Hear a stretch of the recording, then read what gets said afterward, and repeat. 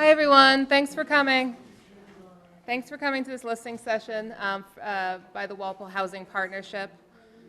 I'm going to start with seems like a very knowledgeable crowd, but we are recording for Walpole Media TV, so hopefully other members of the community who maybe couldn't make it tonight can watch this later.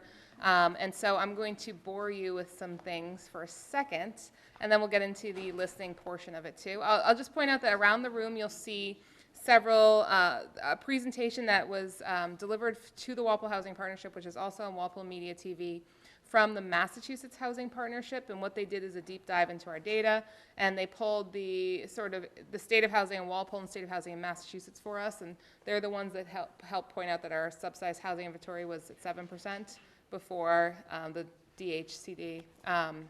We also on this table, we have hard copies of a survey we're putting out. We put out a survey, electronic survey, to get a sense from the community about their feelings about the, affordable housing and inclusionary zoning, and also a frequently asked questions page that's still very much in development, but essentially the Walpole Housing Partnership and the Board of Selectmen put forth in the warrant 2 articles. One is the inclusionary zoning bylaw, and the other is a housing trust.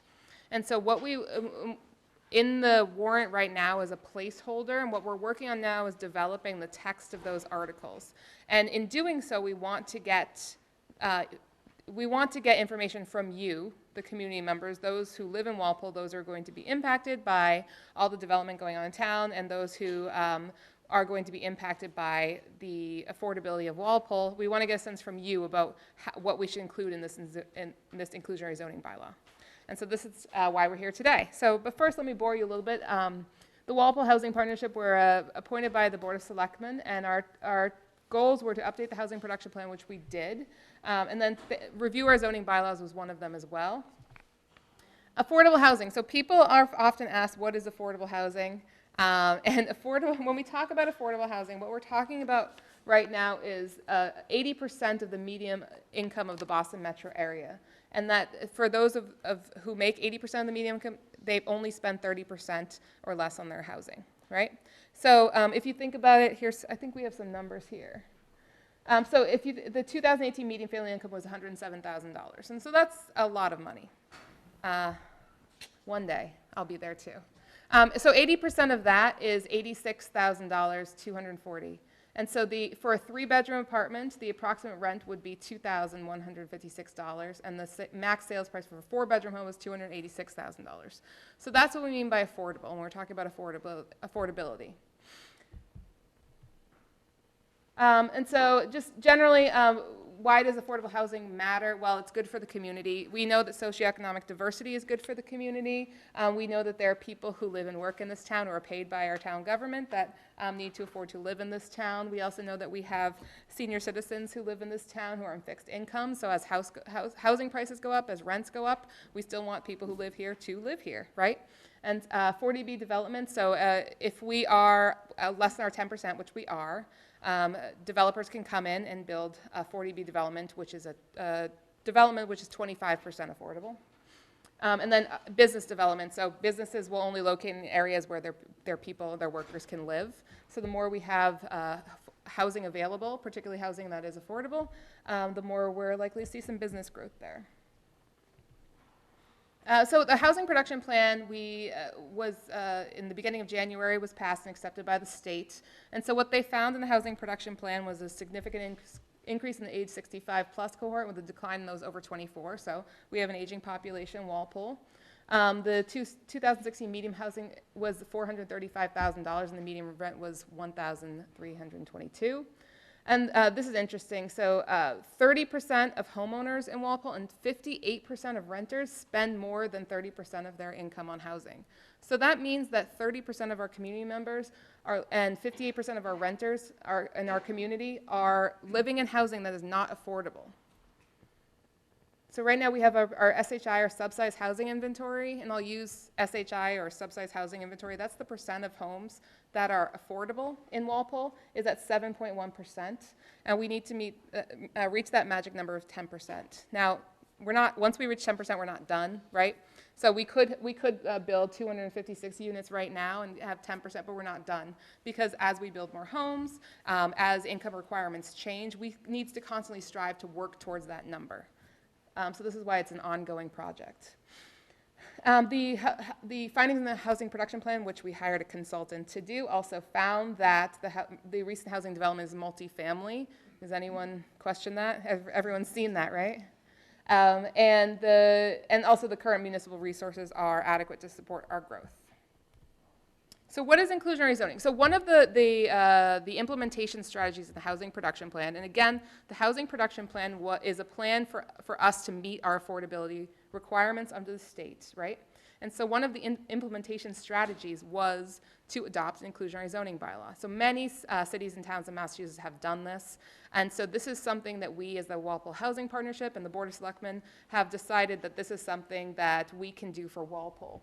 So what it does is requires developers for certain sizes of developments, not all developers, right? But those who want to build larger scale developments to set aside a portion of those developments as affordable. And then it will offer incentives for them to do so if they want to reduce, say, the income requirements. There's ways that you can even go lower than the 80% median income, and then you need fewer percentage of affordabilities, but or gives them things like density bonuses or waivers of setback requirements to offer these developments. The other thing, so I'll turn to what we want to hear from you, but the other thing the Walpole Housing Partnership is proposing, along with the inclusionary zoning bylaw, is a housing trust. So what we've seen in a lot of towns is what's called a payment in lieu. So it's an opportunity for a developer to say, look, I don't want to build, if I have a 6-unit development, I don't want to build one affordable unit, but you know what I'll do? I'll give the town some money, right, to put in an affordable housing trust, so the town can save its own money to therefore use that money to spend on affordable housing elsewhere. And so we drafted a housing trust to be that mechanism to hold that money for the town. Now, there's other things that can go into the housing trust. There's community preservation grant funds. There's other things we can fund that trust, but that trust is designated and dedicated to affordable housing. Okay, questions before we get into the, yeah. I need a microphone. Oh, so because we're recording, you need to speak into a microphone. Yes, it's not going to amplify you in the room. Okay. Well, I think that sounds like a great idea, but why wasn't this done before now? I mean, because we're behind the 8 ball now, and it would have been really a great thing if we did this when they was building the East Street projects and all these other apartment complexes. Why now and why not back then? Yeah, that's a great question. So the last town meeting, we did pass an inclusionary zoning bylaw for AQVs, age-qualified villages, thanks to the planning board. And so we have been doing it, but yes, we're doing it now. I don't know why not now. Well, I mean, I can speak to that a little bit, which is that when those projects were permitted, the Board of Selectmen had not appointed anyone to be on the Housing Partnership Committee. So there wasn't anybody currently appointed. Like, the committee existed, but it had lapsed because there was no one appointed to be on it. So there wasn't anyone to speak up and say, hey, we should do this. I mean, that's the really short version. Also, yeah, I'd say that it is much more, the developers are incentivized to build in Walpole because it's a desirable community, and as the market has shifted, more people want to live in Walpole now, so more developments are coming up, whereas before it may not have been something where large-scale developments would come in like this. Yes, wait, do you want to speak to that point? No. Okay. Next, Nancy. Do you know when the state mandated this 10%? Oh, good question. 40B's been around a long time. I can get that for you. Yeah. 1969? Yeah. I'll look into that. That's a good question.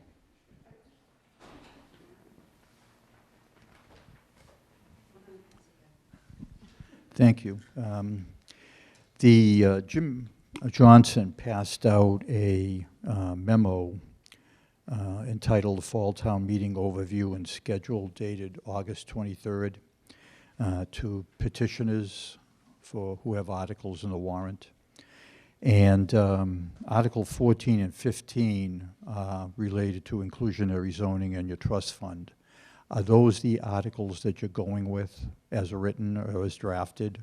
No, so those are placeholders, and the reason we're here today is I'm going to ask you some questions. What we want to know from you as community members, as RTMs, as people who live in Walpole, as to what you want to see in inclusionary zoning. Okay.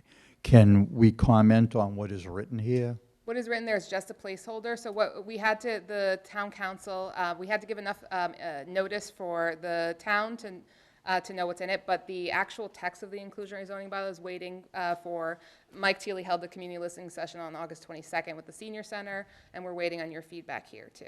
Okay, because some of the things here that were passed out are quite, some may be incorrect, and there may be some drastic omissions in how these articles are written. So the inclusionary zoning bylaw text that's in there is, again, just a placeholder. It's only 2 paragraphs. The actual text of the bylaw is probably going to be a couple pages long. Okay. Okay, the questions I had were the payment in lieu. How will you decide, number one, what percentage the dollar value will be? Number two, I know in the city of Quincy they have a similar program, but they have their own land.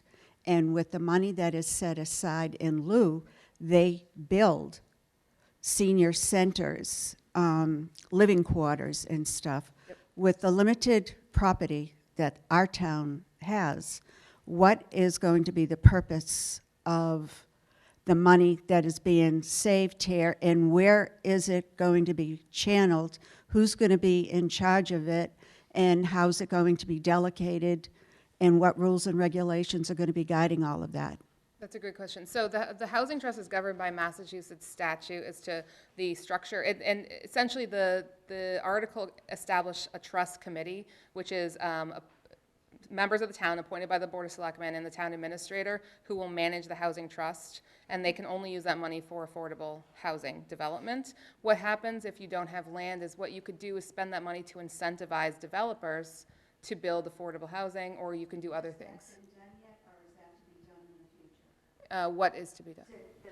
The group of people to make these decisions, is this a process that you're going through, and that's part of the ultimate goal? Yes, yes, yes. So the housing trust bylaw is the instrument which establishes the trust body, and then that will thereafter have to be appointed and decided on who is a member of that housing trust. But Andrew, do you want to speak about the payment in lieu? Yeah, I sure do. Josette, I know we spoke about this at FinCom, but it's worth having a broader conversation here. It's a great question. So one of the key kind of parameters to making inclusionary zoning work is to give developers flexibility, right? You don't want to kind of hamstring yourself and prevent any future development by having too strict or too onerous of a inclusionary zoning bylaw. So one of the options is this payment in lieu provision. So, but your question is, how do you make that calculation? And this is where we both want to hear from you, but we also want to show you the research we've done. So we've looked out across the Commonwealth at different towns and cities that have instituted inclusionary zoning. 2 payment in lieu calculations stand out that we're considering right now. One is Mansfield, and one is Wellesley. Now, the way they both work is similar, but with one important difference.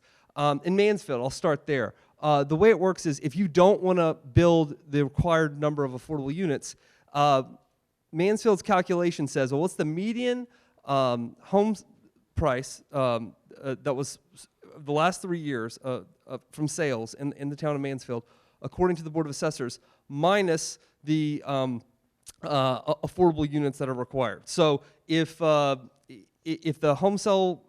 median home price was $500,000 and it was affordable unit would be in Mansfield, let's say $250,000, then that difference is what you would have to pay as a product times the number of units you were supposed to build. The way it works in Wellesley is a little different, where they take account, and this is something we're strongly leaning towards, the type of building. In other words, I can read you the exact characteristics of it right here. In Wellesley, what they call a conventional unit, which is the kind of input to this formula, is based on the current median sale price in the town for a conventional unit similar in size and type to the assisted unit. And they give the discretion to the planning board to work with the Board of Assessors. Just, when he uses conventional unit, Wellesley, that just means a market rate unit. An assisted unit would be what we're calling affordable units. Yeah. Different language, same meaning. Yeah, but to get to your point, basically accounting for the fact that if you want to build a subdivision of 6 single-family homes and you're considering, pricing them at $500,000 or maybe $1 million or making them really nice, well, if you don't allow the flexibility of this payment in lieu to account for the size of the home or how nice it is, then it basically incentivizes to build only McMansions, only really large homes. Because in other words, if you were building 6 $500,000 homes versus 6 $1 million homes, under Mansfield's, as we understand it, your payment in lieu is the same. And so it would not encourage you to, we don't want an unintended consequence of this to essentially distort the market and encourage developers to, as a way to, not game the system, but if they're going to have to make the payment in lieu, well, let's just build the biggest, nicest home we can. So that's why we're leaning towards this Wellesley approach that kind of delegates to the planning board, gives them the discretion to say, okay, this is what we think of as a conventional unit, to go back to what Audrey was saying, and they essentially are able to determine that that payment in lieu number. But the last thing I'll say, and I'll shut up here, is whichever way you look at this, the point of it is to be adaptable, to be flexible to the market, right? If there's a recession and home prices decline 10, 20%, you don't want some rigid fixed number that you decided a decade ago to still be the requirement. Otherwise, developers just won't build in your town. So that's part of our outreach, where we're actually emailing and talking to developers, to large building companies, to try to get their input. They may not like this idea of inclusionary zoning, but we at least want to kind of make it workable and make it fair. Okay, so what we want to do is hear from you. So there's several aspects of an inclusionary zoning bylaw. Speaking of talking to developers, I've actually talked to a few developers, and one of the people I talked to was Beacon Communities. They do basically, they do 40Bs, that's all they do. And the guy that I talked to, who was actually the vice president, was, it was a really interesting conversation and relevant to this particular topic. He said, developers will say, oh, well, we can't afford to pay that much, or we can't afford to build 15% of our units affordable or whatever. And he said, well, obviously they can, because 40B developers do it all the time. And 40B developers have to provide 20% of their, or 25%, depending on what income level they're targeting. If it's 80% of the area median income that it's affordable to, it's 25%. If it's 60%, then they only have to do 20%. But they do that all the time. So to say that somebody has to provide 15% of the units affordable and then they say they can't afford that, that's just not true. So if that's the concern. Anyhow. So there's several aspects of this. I just want to get to this, and I think your questions will come up here too, is that there's several things that we need to know from you as to what you want to see in an inclusionary zoning bylaw. So the first we want to do is establish from you what you see as the need for the community, right? And so when we talk about affordability, the need to build more affordable units. The other for diversity is socioeconomic diversity in our housing stock, right? In terms of that's in having, like Andrew's saying, not all $1 million houses, but the opportunity for various income levels to live in the town. And the other is the growth of the town. Do we need more growth too? And so this will help give the direction to how the inclusionary zoning bylaw is written. If it's written for socioeconomic diversity, that's one thing. If it's written to encourage growth in the town, that's another thing. And if it's written solely to increase the affordability of the town, that's one other way we could take it too. So, from you. I just Yeah. want to go back a little bit. Yes. The payment to the fund, now, does this include houses as well as apartments and condos? That's what we'll get to in the questions too. Okay, and secondly, my second question. Do we have land available to build any more apartments so that we can use this committee? The question of whether there's land available to more apartments, Is there land available to build more publicly owned apartments? town land, Pardon me? publicly owned town land. Any place where we can build affordable housing, or apartments rather, for the elderly. and implement this payment to the fund Yeah. issue. No, that's a good question. So a lot of this happens because privately owned land is sold to a developer. So in terms of land available, right now in terms, and we're also looking into publicly owned town land that may be suitable for development, but right now, I mean, I can't say either way whether there's land available. I mean, I could sell my house right now to a 40B developer and they could build apartments there too. Maybe not my lot is tiny. I don't know how many you get out of it, but. It would have to be zoned for that. Yes, and there's some sort of wiggle room in 40B about zoning, about what can go there. Yeah. Yes. I would like to ask the question a different way. Microphone. I don't think I need that. We're on TV. So you need to talk into the microphone, please. Thank you. Okay. So I'd like to ask, Sparkle. No, it's not to amplify you, it's just for the cameras. okay, I'd like to ask a question that's been asked a different way. Has the committee done an inventory of town-owned land that's zoned for residential development? There is in the housing production plan a list of properties that would be big enough for development, yes. And has the committee established how much acreage that is at this point, or is it still?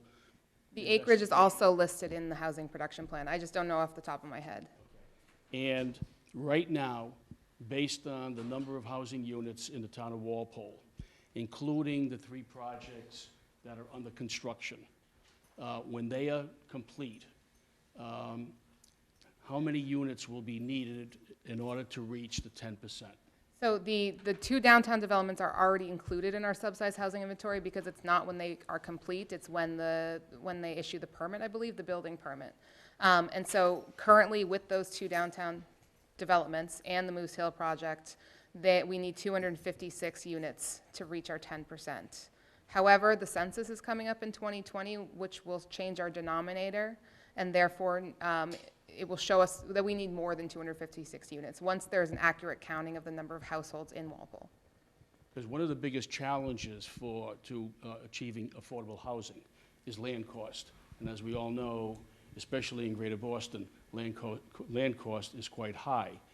If there was land that was owned by the town, because it is the town's responsibility to get that number up to 10% over a certain period of time. So one way, probably the most efficient way, or most prudent way to achieving that 10% is to be able to take the town-owned land, have the town deed that over to whoever is running the program, and so you eliminate the cost of land. Yes, and also, with the town-owned parcels that may be too small, or the housing trust can help fund that or purchase other lands for development, yes. And so our conversations with developers are also including partnerships with developers. And there is something that the housing production plan also recommends, which is a so-called friendly 40B, where the town works closely with developers to build these projects together. And I think that's something that you're heading towards as well. So that's something where, the town facilitates these conversations, and as a community, we develop these lands together. That's not inclusionary zoning bylaw, though. So I just have a couple of questions. This committee, this 5-person, so are they, like Sorry, the housing trust the committee? Housing Yeah. Trust Committee. So are they basically judge, jury, and executioner in that they decide where they want to invest the money, and it doesn't come back to the town meeting or to the selectmen or anything? It's a good question. I think that it's once the funds are in the trust, that they decide how the money is spent, but I can look more into that. Right, I guess what I'm curious about is, so a lot of other towns have been doing this, because I've been reading up on it, and I'm wondering, where are the pitfalls on this? For instance, if I'm a member of this committee, and now I'm going to make a decision, do we take the money, and do we invest and put in a 50-unit building at the end of your street? or am I going to put it at the end of my street or that street? I mean, that's a lot of pressure for the. So I'm just wondering how if other towns have run into that.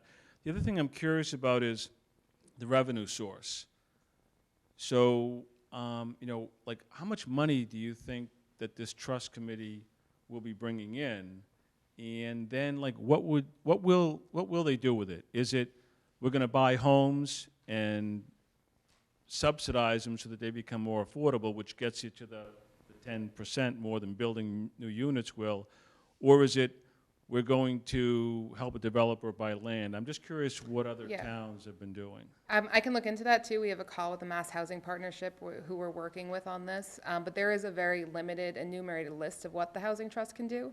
I think it's A through P on the placeholder checks that we have for you there. So that list is by statute, the limits to their authority on how they could spend the money. And I also know that generally from other towns, inclusionary zoning payment in lieu is not the main funding source for housing trusts. So in terms of money to this too, it's mainly from other things that Walpole doesn't have but may have in the future. Right, but do they share any like lessons learned? Again, I'm very curious because I was reading about what all these other towns are doing, how much they're raising. Yeah. Some of them are charging different ways to raise fees, let's say. And I'm just curious, do you know of any like pitfalls that we really need to be careful of? Yeah, I can look into that too when we meet with them. We're meeting with the Mass Housing Partnership tomorrow morning. One thing I would also say is that the formulas for raising the money generally, I mean, there are different formulas. We're trying to arrive at what our formula will be, but they all tend to lean towards what we really want is for the developers to just provide the affordable housing units. The payment in lieu is like if they really don't want to, they can do the payment in lieu, but we would rather, because it's simpler for the town, you know, bookkeeping wise and whatever, like we would rather that they just build the affordable units. So I don't think that it's going to be as big a thing as you may be thinking. Like, Right, but the fundamental question I have is there going to be enough new development? You know, what you're talking Can you about speak doing? it? Can you just speak it to the microphone too, so everyone can hear you? What isn't clear to me is you're picking certain developments, and they'll be the ones that are going to contribute the money, so the committee has it to make more affordable housing. But what I'm wondering is there really going to be enough of that development going on that you're going to make enough money to really make an impact on affordable housing, or do you have to look at other ways of raising revenue to keep it going? Yeah, so I would say, just to clarify, the point of this is not to raise revenue. So the point, like to Willa's point, the point of an inclusionary zoning bylaw is not to raise revenue or charge developers. The point is to build affordable housing or to have of these larger scale developments have a portion designated as affordable in perpetuity. It's not to have this payment. It's not to have this housing trust, which, and again, I think that's why a lot of towns don't raise money through their inclusionary zoning bylaw. Most of the funds from the housing trust comes from Community Preservation Act grants or other things that fund the trust. So again, it's not a revenue generating source. It's an affordability generating source. And so in terms of raising enough money, I don't think you should look at the inclusionary zoning bylaw as something that will raise the town money for affordable housing. Then I don't need to, then the question really, the question comes down to is what should the ratio be? For instance, 15%, you're never going to get to the 10%, right? We need to build 256 units. So the simple math tells you, you know, if you're just looking at it, getting at it by new development, you'd have to build over 3,000 units and a certain, so that's what I'm wondering, is it 20%?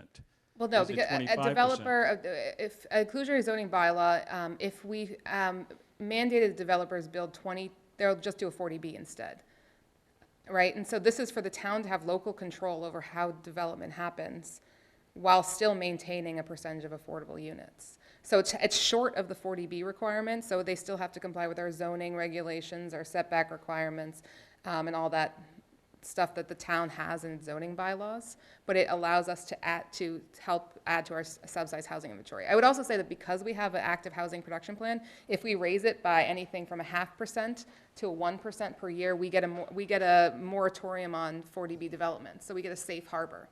So because we have a housing production plan, if we raise our subsidized inventory by, I think it's 1%, then we get a 2-year moratorium on 40B development. If we raise it by 0.5%, we get a 1-year moratorium on 40B development. So it's the 40B, the law is incentivizing towns to slowly add to their subsidized housing inventory. It's not like we have to wake up tomorrow and be at 10%. Or else Governor Baker will come down here. Sorry, Liz said something first. I don't know if you. I just wanted to make a point that this is not going to be this is not a silver bullet. This is not going to solve all of our affordable housing problems if we just pass these 2 articles. So to Mark's point, you're absolutely right. Like, just mathematically, if we require 15% for these larger scale developments to have affordable units, 15% of them, it's not going to bring us up to 10% overnight. Even if you include the 3 big developments going on near downtown, the 2 apartments and then the condos, the AQV, that's, I'm ballparking here, but 450 to 500 units roughly. So what is that? That's, if we mandated 15% of those are affordable, that's 70, 80 units. That's still well short of the 256 we need. So I completely agree with what I think what Mark was getting at is that this is not gonna, this is just the first step. Like, the housing production plan outlined a lot of Implementation strategies. This is one out of 18 implementation strategies. But yeah, so basically, like, this is just the first step. I see inclusionary zoning as a way to not fall behind, right? It's a way so that your numbers don't drop. It's not necessarily the best tool so that you can get to 10%. It helps a little bit, but it's just chipping away. There are other tools that are better for actually leapfrogging and getting up to your 10%. But yeah, and there's also some wonderful success stories from other towns that have inclusionary zoning bylaws that were able to negotiate with developers, but who bought their sort of downtown business district land, and they were able to better work with those developers of what that development would look like, and it was because they had an inclusionary zoning bylaw. Yeah, and this isn't about the articles specifically, but about our goal of increasing our affordable housing stock. So yes, these the housing trust and the inclusionary zoning is, like you said, one way. It's to get to that end goal, but the way we can have our numbers to attack that 250 that we need to get to, which is going to go up in 2020, if how they count home ownership and rental units is differently. So if we have an apartment building and there's 200 units, and all 200 will count on our subsidized housing inventory, as opposed to the home ownership. Which is why, I mean, so what Liz is saying, Moose Hill is a 40B and 25% are affordable. And if you're at 25% for rental units, then all of the units count towards your subsidized housing inventory, not just those 25%. But it also means that our subsidized housing inventory is not actually how many affordable units we have in town. So, yeah. So that's one way. Could you repeat that, please? Sure. So for rental units, I think 25%, if 25% are affordable for rental units, then all units in that development count towards our subsidized housing inventory. And so that's how the Moose Hill 40B helped push our subsidized housing inventory from 5% to 7%, thereabouts, because all of those units counts, even though technically only 40 of those units are actually affordable. All of them counted towards our inventory. However, ownership, to Liz's point, is different. So if these were condos, like if downtown had 25% affordable, only those 25% ownership units would count. Based on your statement there, if you added one affordable unit in all the rental buildings, could you then count all those units?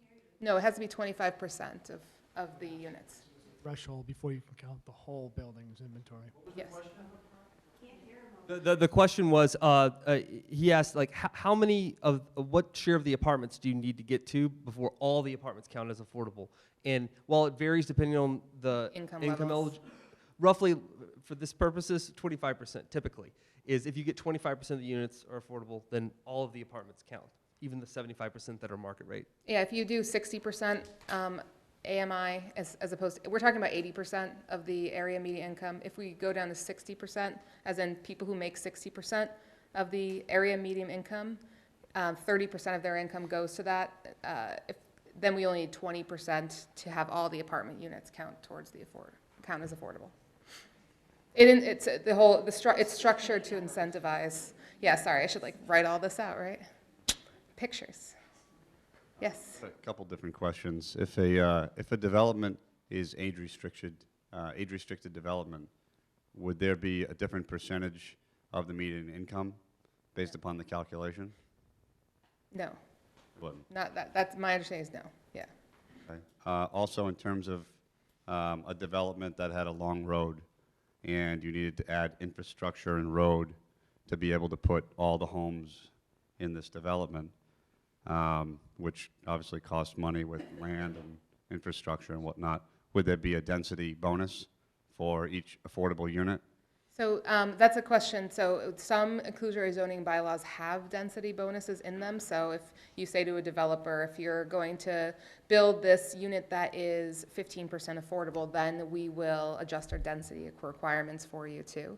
Yeah. But this one doesn't. The one we have constructed does not have a density bonus. Just understanding that Walpole is there's not a lot of dense housing development right now, so we didn't contemplate a density bonus here too. And also, the research shows that density bonuses aren't really incentivizing to developers necessarily. I would disagree. I think it is incentivizing in terms of, you know, the market rate versus the potential affordable rate. And if it was a 10-unit development at 20% affordable, you'd have 2 affordable units where there's basically no revenue, and most likely there's an actual loss on those units based upon the dictated sales price. That density bonus, because you had the 2 affordable, then you got 2 more market rate, still evenly distributed throughout that cluster development, then I think it would be beneficial for, you know, more people to incentivize for it, rather than do the buyout, which that money in a lot of towns just is unknown actually where that goes and what that does. It doesn't actually provide the people with more housing. It's usually just an upgrade to the existing housing authorities, you know, either roofs or plumbing systems or things like that. So it doesn't actually get more people housing. It's just more of upgrading to the existing. So it just my opinion. No, thank you for that. Yeah. Will the affordable units, will they be able to be transplanted in terms of if one development has, again, you know, 10 units and you're dictated to have the 2 units, rather than do them in that neighborhood because of sizing or massing or square footage, you know, requirements in that covenant neighborhood, could you get those 2 units and put them somewhere else in the town? Yep, that's how some are constructed too, and so we're contemplating that as well. Like so what he's speaking to is the way some inclusionary zoning bylaws are written is that a developer will say, you know, I can only fit 6 units here. They're going to be market rate. So the 2 I need to be affordable. I'm sorry, I'm just making up numbers. I don't know if this is going to be the exact ratio. Or if I need to build 1 affordable unit, I'm going to do it over here instead. Or and also in some regions they build these regional action units. So we can join up with Norfolk and with I don't know, Norwood and say, you know, you can build an affordable unit in Norwood if we're going to build something here, or they can build it here too. Okay. Another question is, when does the calculation for the buyout calculated? Is it upon approval or upon certificate of occupancy because of market rate conditions? Those affordable rates are dictated against interest rate. So if it was a, you know, fluctuating rate until occupancy permit or time of sale. Yeah, the way we have it written right now is determined. It would be determined by the planning board or the special permitting authority too. So it would be whenever that project came before the planning board. So if it took 3 years to build the project and rates went down, then there's a major exposure for everybody. Yeah. Well, currently it gives the planning board the discretion, essentially set that payment in lieu, right? So while they want to give them guidance, the zoning bylaw gives the planning board guidance. Like you want to take as an input to this calculation the last 3 years median home sale price, right, of similar size homes, but it gives the planning board the ability to adjust to market conditions. That's one of the things we were very intentional about is what are the payment in lieu calculations that do give flexibility, because a lot of the research shows that a kind of overzealous planning authorities over the last few decades made too strict and kind of tied the hands of their planning of their future selves, and they instituted these really kind of stiff payment in lieu requirements. And so the way it's written right now, we're going to try to follow Wellesley's model, where you can kind of give as much market flexibility. So I take that point. You don't want to set the number at one point, and then 3 years later, interest rates are totally different, and it's a different economics to it.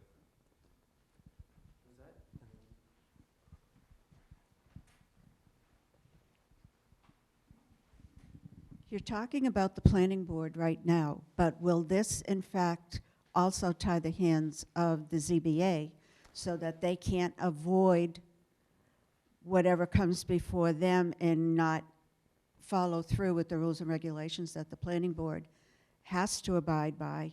Will the rules apply to both boards consistently?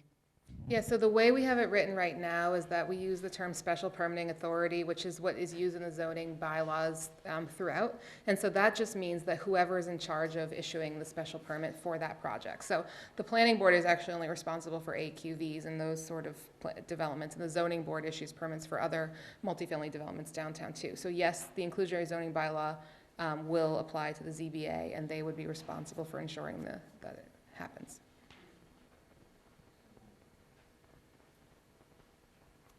So my final question is, Keep them coming. final waking one me up. is why wouldn't a town do this? We haven't done it yet. Other towns are doing it. It sounds really complicated. I mean, my head kind of spins when you talk about all this stuff. But just, you know, at the very high level, why would a town say, no, we shouldn't do this? I agree. Why? Why not? Right?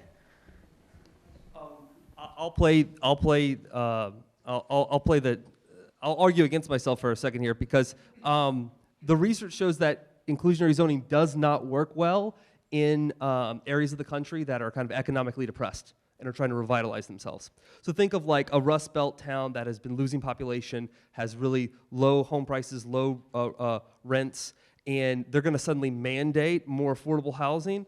That typically is the one scenario where it backfires. So what I want to justify when we argue for this is not that it's like this savior that's going to solve all our affordable housing problems. As I said earlier, it's not. It is, given the market conditions in the Boston metro area, which are very hot, very supply-constrained housing markets, tremendous demand, just an incredible job market. You know, we see it all around us. The rents and the home prices are astronomical here. This is a perfect kind of situation where it does work, even if in some circumstances I wouldn't recommend it in, like, you know, depressed part of Pennsylvania or something.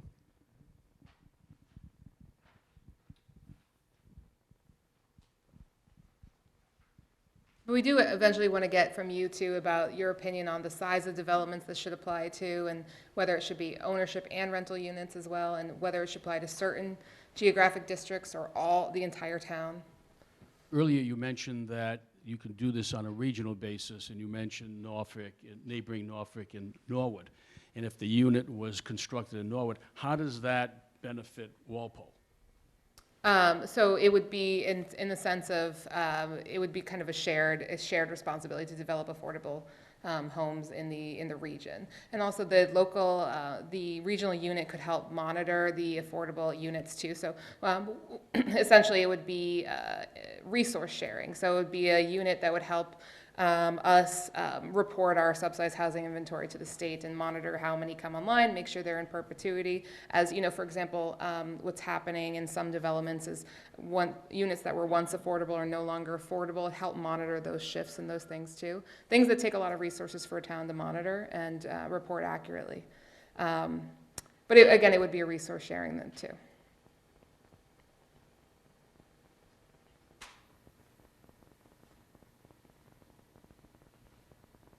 Okay, all right. So what we really need is your sense of your feelings around the kind of nitty-gritty details of this zoning bylaw. So the first question I have here, and I think I took this out of order, is that what size development should be covered in this unit? So the way they're constructed is usually there's a threshold for development. Some have an inclusionary zoning bylaw for all projects, but some start at a certain level of units too. And so just get a sense from you about what you think.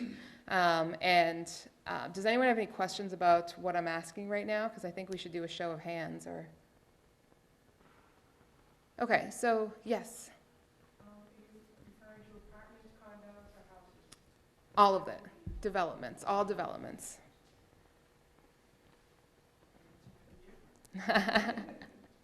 Well, so the way it's generally constructed, if you have a certain size development, and it could be a large development with single-family homes, or it could be an apartment unit. Is your answer different? Well, if it's a apartment building, then I don't care how big it is, because as long as 25% is affordable, then the whole thing is counted. Okay, so this would be like, would it apply to 5 apartment units with 5 units, or and up, or just 10 units and up, or everything? 10 units and up. Okay, let's raise our hand. Let's start. If you think this should apply to all projects, no matter what size. Okay. This is on camera, so I'll count it later. Thanks. 5 to 10 units is the starting threshold. 10 and up. Okay. Developer has to be able to make a profit.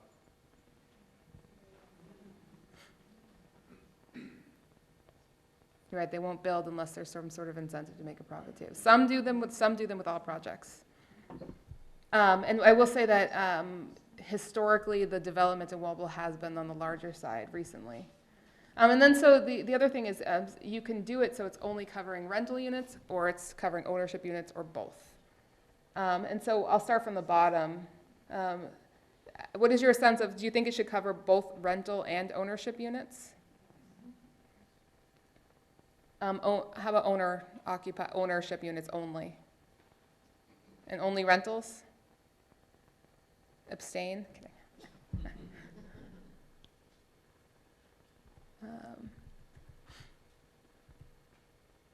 Okay, so this is what percent are required to be affordable. As we talked about that there's different sort of percentages you can have here too, in different ranges, and some do it by size of unit in terms of ranges, but just getting a sense of, if we were to mandate a percent affordable, how many think it should be 5%? 10%? So if we're going to say you build a unit we're going to say 5% of your units have to be affordable, or should it be you build a development and 10% have to be affordable, or you build a development and 20% have to be affordable? Affordable meaning 40B. No, affordable. Yeah, affordable meaning that someone making 80% of the area median income only has to pay 30. So that's what the numbers I talked about before. So yes, it's affordable according to the 40B definition, yes. So the way this is affordable as in 25% of them have to be, like, there's so many numbers that get yeah, thrown this out is there. just the number of units, sorry. This is supposed to be constructed, what percent of the units should be deemed affordable? Not the, in terms of the like income level or anything like that.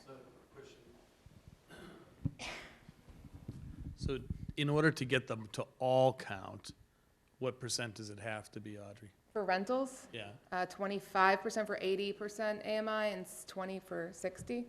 But we probably wouldn't go that high anyway. Roughly 25%. Roughly 25%, typically. I mean, and so no developer would, we wouldn't want to do the same requirements as 40B, right? The inclusionary zoning bylaw is like a little less than 40B. So we wouldn't ever, in your view, in the inclusionary zoning bylaw, we would never have a situation where we would get all the units in a new development and count them toward affordable? In terms of, if you said like 100% of these have to be affordable? No, if you said 5%, Yeah, then that would mean that only those 5% would count. right. So both numerator and denominator would change.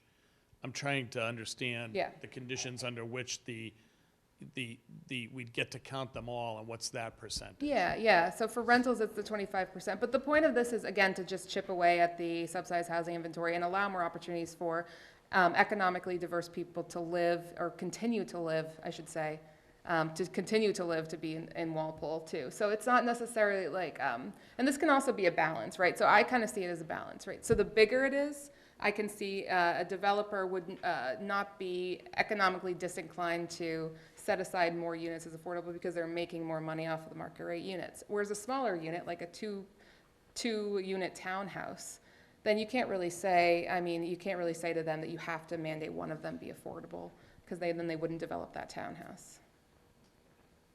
I think to your question, yes. We're not, in order to get 100% of the units in a development counted towards the SHI, it has to basically be a 40B. It has to essentially be 25% of the units affordable. So we're not going to say that in the inclusionary zoning bylaw, because no developer is going to say, well, gee, I could comply with all your zoning requirements, or, why would I want to do a 40B when I could just comply with all these other requirements? That's not going to happen. So, basically, even 20% is kind of a stretch for some developers. They're like, well, I might as well just do 25% of the units affordable and do it a 40B. So that's why we're kind of considering lower percentages. Mansfield does effectively 15%. So in Mansfield, if you build 6 units, your 7th one has to be affordable, and then every 7th one after that. So they're basically doing a little bit better than treading water. If it's 10%, like you were saying, you're just treading water as far as you're raising the denominator and the numerator at the same time, but they're, so you're not gaining ground, you're not losing ground. So from that point of view, obviously, it would be nice to be doing a little bit better than treading water, but then, also we don't want to get too much higher than that for those other reasons. So, is that? Hang on, let Jim, I'll give it to you. So basically then, what we're trying to figure out is where's that balance point between when would a developer go for the 40B route versus non? And do we have any kind of data on that tells us where that sweet spot is? We have practices from other towns as to what's worked for them, and the way Mansfield's is structured is depending. They do it by kind of bracket, or we're also looking at Yarmouth. Mike's more familiar with Yarmouth, but they do essentially like 6 to 10 units. You have to do 1 affordable unit. So if you're building 6 units, that's a different percentage than if you're building 10, right? So it goes by those sort of brackets, 1 for every unit there, and so. Again, and we are talking to developers about what would be that magic number for them as well too. But around 15% is usually what towns do too. And it also depends on your motivation here too, right? If it's just to avoid 40B, then go big, right? But if it really is to provide these opportunities for people who are in need of affordable houses in Walpole or want more affordability to continue to live in Walpole, then the every little bit we can do counts, right? I think Jim asked my question, but to me it seems like if you're wanting to get the most bang for your buck, that it seems almost oxymoronish to do 20%, but 25% would give you the full count. I'm thinking of a 40B, you got 300 units potentially coming on again. So if it's 25%, you're going to get the benefit of all 300 as part of your percentage. So why would you not automatically go to the 25%, hoping to reach your cap sooner than later to potentially block? And if you're in the process of doing this, you may or may not, correct me if I'm wrong, get a moratorium for any more 40Bs to be coming in while you're going through this process, correct? Or am I wrong? You're right, but this is also a long-term bylaw that has to last forever. So even if the short-term goal is to get that 10% and to stop all 40Bs, what it would do at 25% is thereafter stop any development after that, right? Because no developer is going to build something that is 25% affordable unless they can do these streamlined processes, these cheaper ways of pushing through a 40B, right? Could you not put an amendment, or whatever you want to call it, that once we have attained that 10%, then it could potentially go down to the 15 or 20% going forward. But for the immediate present, to have the 25% up to attain the maximum sooner than later. I'm just asking, I don't know.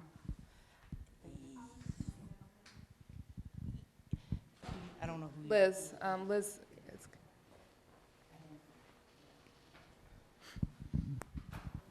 So Josie,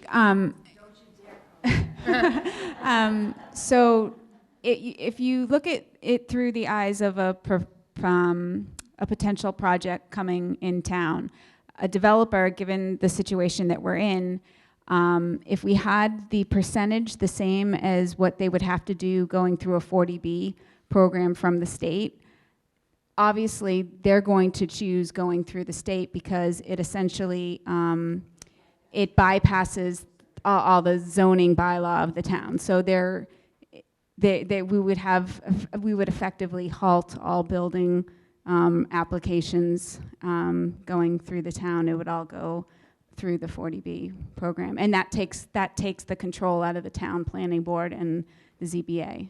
All right, so you rationalize that aspect, but why would you not, if you don't do the 25%, why not do the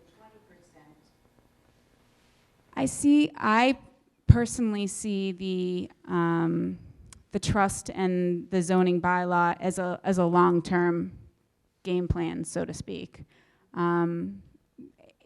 We would want, ideally, obviously we would like to stop the bleeding and keep the power in the town as quickly as possible. So yes, I agree with you, but realistically, I think we're gonna be susceptible to 40Bs.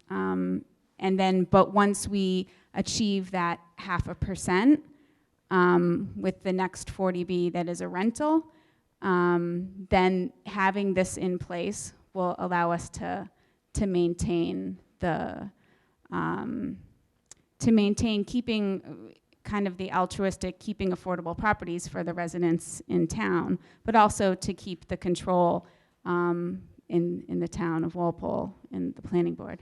also, it's a moving number, right? So we always have to strive towards 10%. Even if we're at 10%, we still have to work towards 10% as more houses come online, as more development happens, as the number of people in this town ebbs and flows. Our number is always going to be changing. So the more we can adopt long-lasting, long-term strategies, the more we're able to have those conversations with developers, be responsive to the needs of the community, and kind of adjust as needed, without preventing all development, but without also, helping maintain affordable units here. I would also say, I think that if we set it at 20%, it would just keep us from actually ever achieving safe harbor, which is what you're talking about. So, numerically, I don't think that would work out. I understand what you're getting at, though. I don't know who's next. The other thing, too, is the bylaw is only going to set a minimum. So when a person comes forward, say, well, the bylaw says 15%, show us your plan, says, well, if the 15% is going to be tough on you, we'll give you a density adjustment, but you got to go to 16 or 17%. You pick up 4 or 5 more units, but they get to pick up another 20 units, and you've actually increased your percentage, but you negotiated to get to that point. That's right. A lot of towns use this as a negotiating tool with developers to get the sort of development that they want in their town. The number of housing units in Walpole right now is X. If all the developable land in the town, zoned residential, were to be developed for residential purposes, how many units could be built? And the reason why I ask that, because you're going back, you're talking about 5%, 10%, 20%. Are you ever going to reach the 10% mark of affordable housing required by the state? Yeah, so I don't... In order to know that, you would have to know how many more units can be built in this town. Is it 500, 5,000? Right, but, so I think, so yes, but the downtown developments happen because people knock down land that was already occupied. So I can't tell you what property is going to be knocked down and sold to a developer, to build units. I mean, we could knock down, our developer could come and buy something, the Bank of America building, and knock that down yeah. That information is available, by The Bank of America building? the way. The number of buildable, how much developable Yes. land there is. Yeah, we have a chart of the number of developable land in here, but I think that it's a different question with the number of units we can develop in town, or that could be potentially developed in town, because we don't know what land is going to be knocked down and cleared for development. Yeah, we have a chart of the land that can be developed in town. And again, it's in our housing production plan, which is on our website. To the point that Jim made, that Josette made, I think that if you have inclusionary zoning, I think you have to stay within the limits of the law.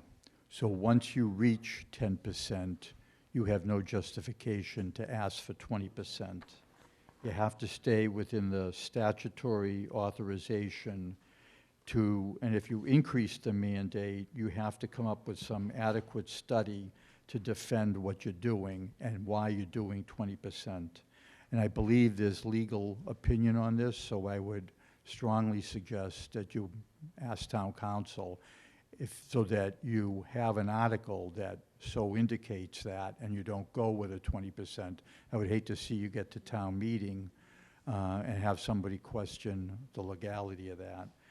As a matter of fact, I think there's a Supreme Court ruling on that. I think it's called exaction, where you're exacting something from a developer when you have no legal standing to do that. I don't know who's next. Did you guys want to? Okay. So when we're talking about large development, if somebody is going to build in a commercial zone, can we also include as a mandate that it become mixed use and this bylaw would apply? Great question. So the 40R, the mixed-use development is a different zoning bylaw that is also part of our implementation strategies that will be pursuing in the future. It's that sort of housing, the mixed-use development with the commercial and residential, is highly desirable housing, particularly now in this day and age, and this is what buyers are looking for too. It's something that Walpole should pursue. It's also something that there's other people in town interested in pursuing that as well. I want to make sure everyone's voices are heard in this process, and I understand that if you're still left with questions or you're 20%, 15%, or these numbers are spinning in your head, I get that. And so what we have is we have a survey. We had one online, but I have hard copies here. But there's also space for you to share with us any thoughts or comments that you have. On our website is the housing production plan, which again includes all of this information about the state of housing in Walpole, to that person's point about the buildable lots in town. That's something that we have on our website available, but you should also feel free to contact us if you have any questions as we move through this process. Again, we're hoping to have we will have a final draft of the inclusionary zoning bylaw by the 19th. So get in your thoughts and comments now, either through the survey or write them down right now, or you can email them to us.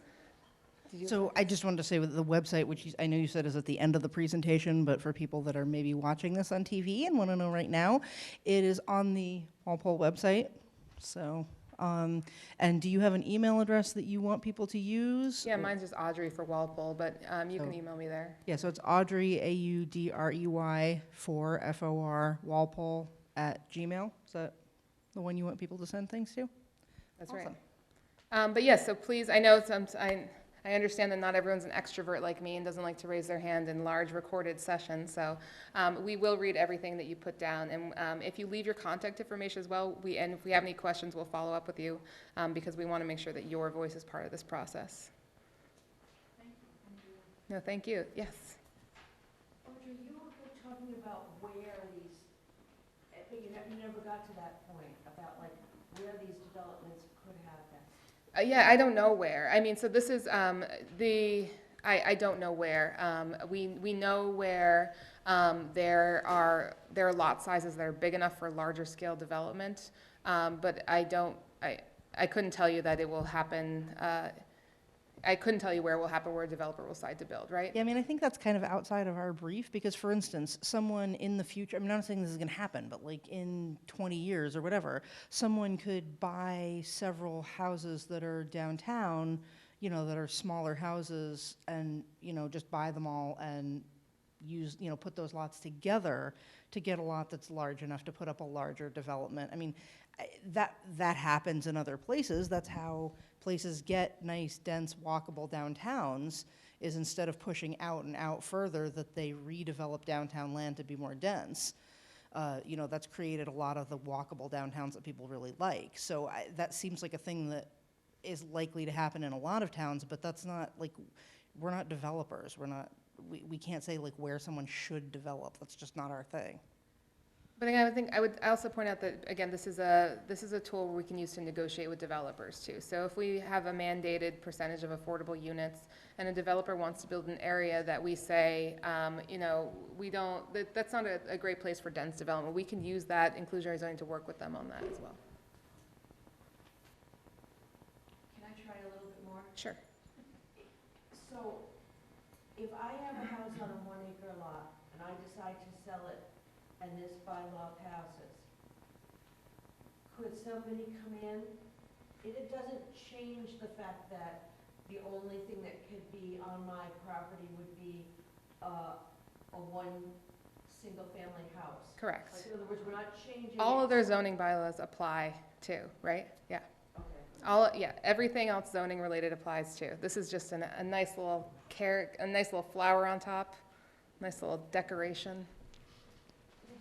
You know, to answer your question, Nancy, I think the housing production plan identifies some properties throughout the town for intense development, and I was a little surprised myself when I saw something, you know, on the town line over towards Medfield in a very rural area identified in the housing production plan for intense development. So I thought that everybody should take a look at that and see where people think there should be intense development in town, because the neighbors and the butters might not agree with that. Oh yeah, no, so these are, the consultant identified parcels of land that were big enough for those sort of developments. And that weren't under some sort of like a Superfund site, or weren't otherwise undeveloped, yeah, not capable of development. I had a question in regards to the specifics of an affordable unit and how that would be dictated in terms of square footages, appearance from the street, interior finishes and amenities versus the other units in the development, if it's rental or for sale. Sure, so the way we're constructing the inclusionary zoning bylaw, and we're very passionate about this, is that any affordable unit has to be the same quality and design as the market rate units, because we wouldn't want someone to move into our town or move into an affordable unit and feel like they were less than or other than, or less important than the market rate units. So it would have to be the same, you know, same of substance as the market rate unit.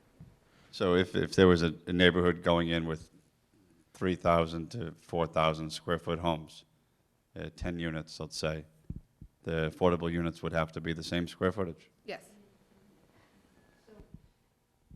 And I mean, if you really, really don't want to do that, that's why there's a payment in lieu option. Like, if that is really not feasible for your development, either because you only have space for the exact number of units that you want to put in at market rate, or because they're, you know, McMansions and you don't want to do one of those affordable, and like, that's why we have an option to do something else instead. Anyone else? You had your hand up, do you? I just want to say that I was just wondering, this fund, you did say it's just the tip of the iceberg, right? It's just a small step in the, you know, into affordable housing. But what I would like to know is there any other means of raising this money that we could look at and maybe have this grow faster? Because I'll tell you, it might take forever, it seems, to get this money to a point where it's can be used to build anything. Yeah, so there's other things towns do so once the fund's established, there's other things they do, like community preservation acts, there's tax sales, funds can go into this, there's various things that the statute allows that can fund this trust. And it's also, Yeah. Can you get a list of where the thing, yeah. Yeah, if you, That's in the. you get me, I'll send it to you, yeah. So, I mean, the other thing is that we're not necessarily looking to the housing trust to be able to fully fund complete construction of any units at all. Often what towns do with that money is they use it as leverage to say, you know, they really want a developer to develop X number of units that are affordable at such and such a level. But a developer says, well, I can't make that work, you know, financially. So then you basically, you know, would use that to pay for for instance, part of purchasing the land for them to build on or something like that, on the condition that they build something that wouldn't be economically feasible for them to build if they had to do it all with their own money. So it's not you're not necessarily subsidizing the whole development with the money from the trust. You're making it possible for somebody else, maybe in the private sector, to do that, is the way a lot of towns approach that.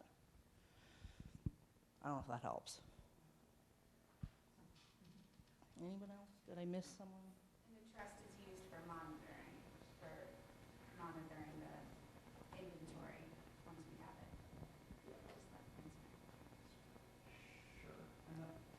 Yeah, right, so how does that relate? Just use the funds in the trust. Yeah. Oftentimes it's outsourced it's not done within the town staff Yeah, you monitoring. create a local action unit to help make so that it sure. doesn't fall off the inventory. Oh, I get, yeah, okay, I get what you're saying, that can pay like the consultant to go through and make sure that all of your SHI units stay properly monitored so that you don't lose them in addition to constructing new ones.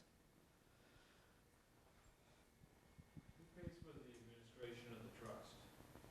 The administration, so the trust would be administered by, the housing trust is a board of voluntary, just like the housing partnership is a board. But in terms of the administration of the trust, I think it comes, I have to check the statute if it could come out of the trust instrument itself. So assuming the trust gets money, the trust doesn't get money, someone's No one would meet. the lawyers, the consultants. Well, we wouldn't have a lawyer or consultant to do anything with if we didn't have money in it, right? Well, you'd be implementing things, right? So a You trust- go to a developer and say, So- 15% you have to do, and here's all these bylaws and pieces of paper we have to sign. You haven't gotten the developer, he's gonna do that, or she's gonna do that. They're not contributing to the trust. So, because I read through the state's document on the trust. Yeah. And most of the towns, there's a part-time, or some of them even Yeah. a full-time Person. The trust has millions of dollars in it. So that's why I'm curious, like, what your expectations are for Walpole compared to what other towns have done. And like in some of them, the town has kicked in money into the stabilization fund to get the trust up and running, so I'm just wondering. Yeah, so the trust wouldn't be a trust unless there's funds in it. You can't legally have a trust unless there's actually money in it too. So once there's money in the trust, I can, when we meet with the MHP tomorrow, I'll ask them about that too. But I know that they, again, like you're saying, they usually have someone who works part-time on doing part of this stuff too. But there's other things that towns do, like a local action unit or like the regional committee to help share resources to manage this whole, not just the trust, but also the subsidized housing inventory, to making sure all affordable units are affordable in perpetuity, things that they do as a unit. And we're a member of the Metropolitan Regional Area Planning Council. Metropolitan Area Planning Council, which has the sort of mechanism to start this regional group. Okay, here we go again. You're coming before Finance Committee in the immediate future. I don't know how much it entails to have, as you were talking about, all of the areas within this community that have the potential for building. If it's possible to have a draft or an overview map as Sure. part of your presentation. Sure, I guess. I think it would be very eye-opening to a lot of people. I guess I'm still, and maybe you can help, I'm still struggling with the purpose of that where we don't know where development will happen? Well, you're not saying exactly where it's happening, but you're letting people be aware in the community of where the potential is available. Okay, oh, we have that, I bring our housing production plan, that's in there. Yeah, and I mean, if you want to do a point presentation, I think it would be beneficial as part of that presentation.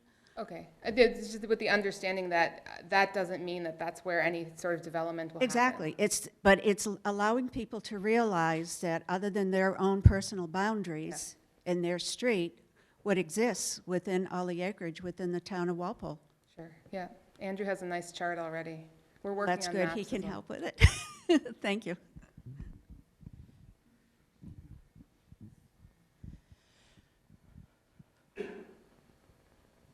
Fun? Good? Everyone happy? Happy Monday. Well, thank you for taking the time for being here. This is great. This is our 4th listening session. It's the not the most well attended, but the senior center one came with the force too. Do you mind if I take your picture? Okay, good.